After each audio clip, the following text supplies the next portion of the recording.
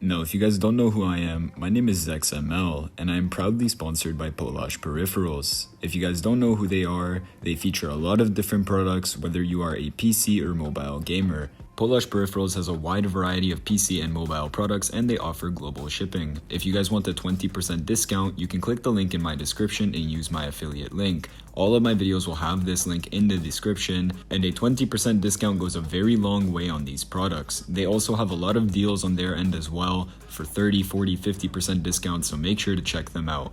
Honestly, I have a few of their products, they're extremely trustworthy. Anyways, link in the description. Let's get to today's video. Now, I feel like way too many people don't itemize properly in this game, and you have to understand that even though there are core items for every single hero that you should be using, at the same time, sometimes the build needs to be switched up, and in this video, I'm going to show you guys a perfect representation of why you need to switch your build up at times. You guys will see that because I itemized in a completely different way, this game was extremely easy. Anyways though, if you guys don't know who I am, I'm a 252 star Global Alucard and Global Paquito, and I offer coaching to people in all lanes. The way that you can access this is by going to my description, clicking on my Discord server, and joining the Discord. Here you can find out what information I would cover and pricing, and you can also look at the coaching reviews to see from everyone who I have coached, their personal review on what I have helped them with. This tab will be filled up very soon. Anyways, let's get to today's video. Anyways, enough with all these formalities, let's get right into it. In this gameplay, because their only CC was Ruby on EXP lane, I decided to prioritize Skypiercer right away, because this is a really easy way to confirm 200 plus gold for every kill that you'll get in early game. Now, I didn't have much faith in my team, and I knew that I'm probably going to need more damage in this game to be able to carry these fights. Now, keep in mind that the items you build in early can always be swapped out later in the game. For example, I will build Skypiercer until I finish my last item. Then I will replace the Skypiercer with a Rose Gold Meteor. On the other hand, because they have an Angela in this game, I know that they won't invade. And for the sake of this video, I want to try to cut out as minimal as possible, because a lot of you guys keep asking me what rotations I do and what decisions do I make. I usually do a lot of cuts, so for the sake of this video, we won't cut at all. Anyways, let's get through this farming. Usually you won't get this lucky in solo queue. I asked this glue to start my blue for me and he absolutely did. What a legend he is. This makes it really easy for me to rotate up to EXP lane and potentially even take the top green camp. And if I can secure a 5 camp clear plus the EXP crab, it is a really good clear for me. This is 6 creeps, putting me at almost level 5 before the turtle, which puts me in a really promising position gold wise and also level wise to take this turtle fight.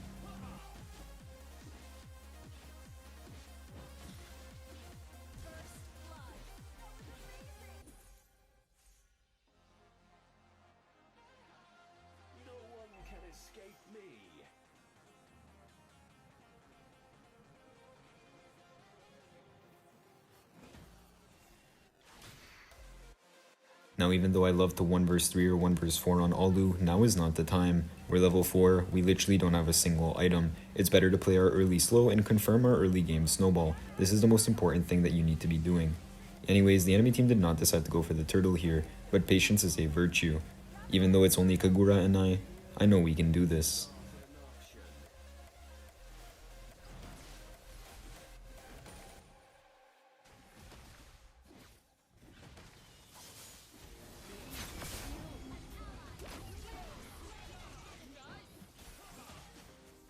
Yeah, you can see my damage is terrible. You guys see why Flame Retry is so important to use on the enemies in early game?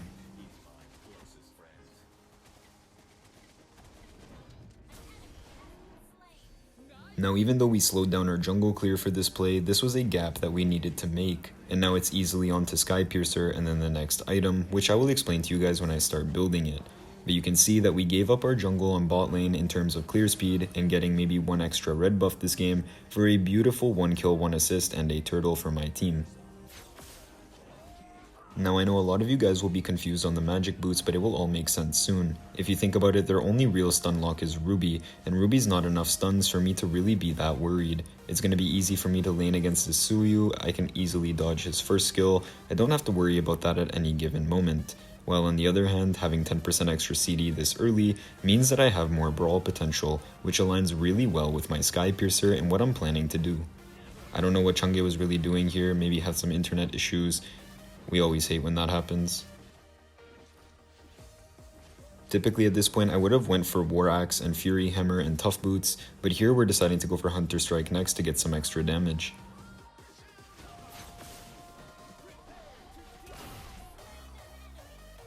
We've already got one kill from that Sky Piercer, which already makes it so much more worth it. We're gonna start stacking like crazy soon if we continue playing the way that we are playing. Let's prioritize Fury Hammer, and then let's continue going for our Hunter Strike.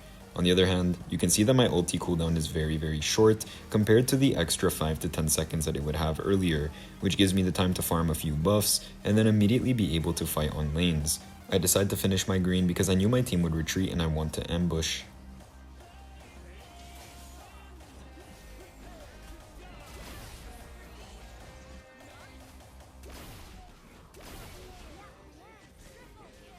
And I didn't even need to build Fury Hammer here or use my Flame Retry. You guys can see how quickly all lose damage can scale, and you can see that because we waited for them to have no cooldowns and to be ambushed because they walked into us, that was a really easy and brain dead triple kill. We're already getting that snowball that we were looking for, but in the meantime, it seems like Chunga had other plans and took my blue.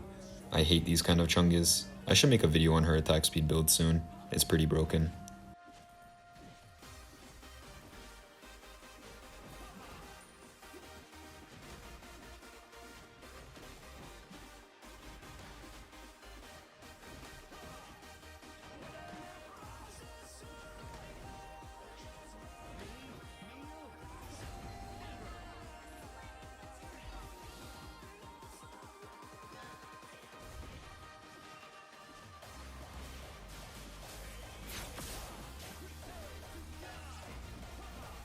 Honestly, I cannot believe that Sky Piercer didn't go off, but thank God that I recalled in time before I died, right?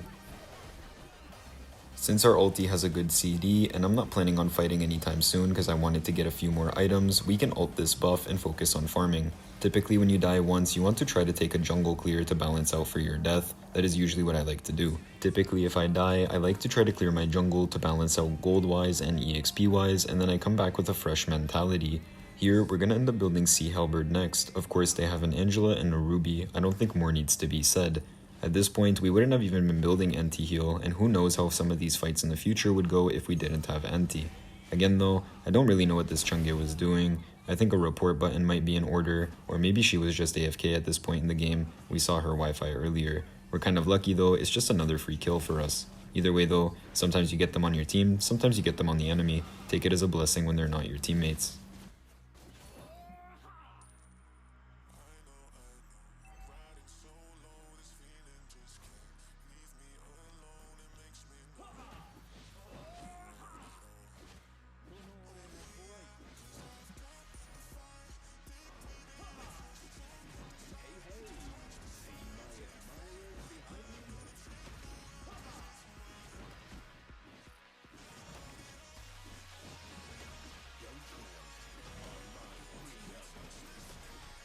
Now, a lot of you might question why I didn't wait 30 seconds and go for the Lord, and it's pretty simple. It's because I still don't feel overly confident to do a Lord. Even though my team is snowballing 12 to 7, we have a good farm gap and all of these kind of things, I don't want to even give it a chance for the enemy to attempt to steal it, and the reason why is pretty simple. Suyu's tap retry, even if he is behind, is still stronger than my retry confirm. Suyu's tap retry is way too good, and you need to keep this in mind, that he's always able to magically steal lords even if you try your best to confirm it better than him. So always be cognizant of these things, and typically you don't want to try to contest him if he is around. You would prefer to have him zoned, you would prefer to try and wait till he's dead, etc, etc.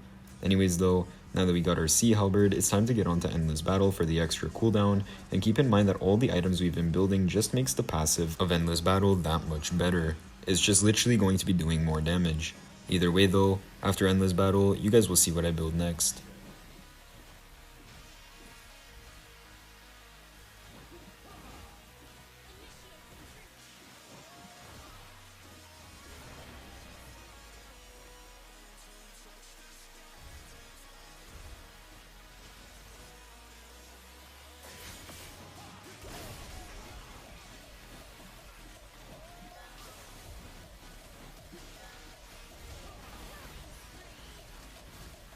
Honestly, I don't understand if Skypiercer is bugged or something, but that is crazy to me. I feel like I should have gotten 2 extra kills here, but whatever.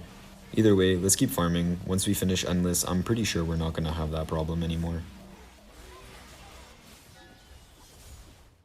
You destroyed a turret. Your team destroyed a turret. Here, we're just going to clean bot lane because everyone's fighting top lane, and you can see that even Suyu is hovering top lane, which means this is a free lord. And how do I make it even harder for Suyu to potentially contest if he decided to, is by pushing bot lane and mid lane at the same time. You can see that Glue went and did that, and makes it really hard if Suyu decided to. Of course, you can see he's tunnel visioning my Kagura heavily, even gets the kill, but is it worth it for a lord? Absolutely not. Anyways, Blade of Despair is really self-explanatory. I really don't think I need to explain that one. Again, great damage, 25% damage passive when they're below 50% HP, and then on top of that extra damage, it is also just beautiful for endless battle. Either way though, remember what I said, once we finish Blade of Despair, we're going to be selling Sky Piercer for that Rose Gold Meteor. That is the plan at least, because it is going to give us that much more sustain. Again though, at this point, just know that I did report the Chunga after this game.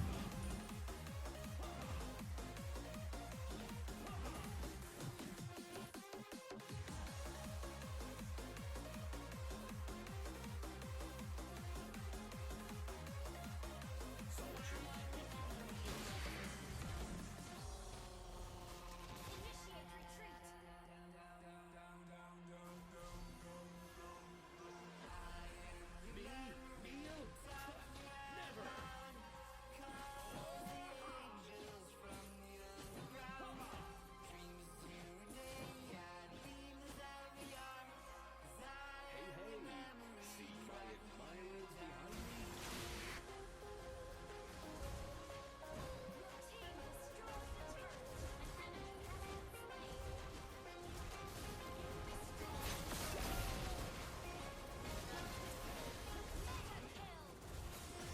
Either way, it's a bit too bad we didn't get our Blade of Despair or our Rose Gold.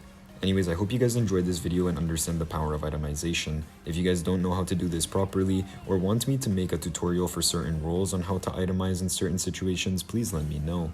Either way, learn the power of itemization, it is so worth it. That's it for today, guys.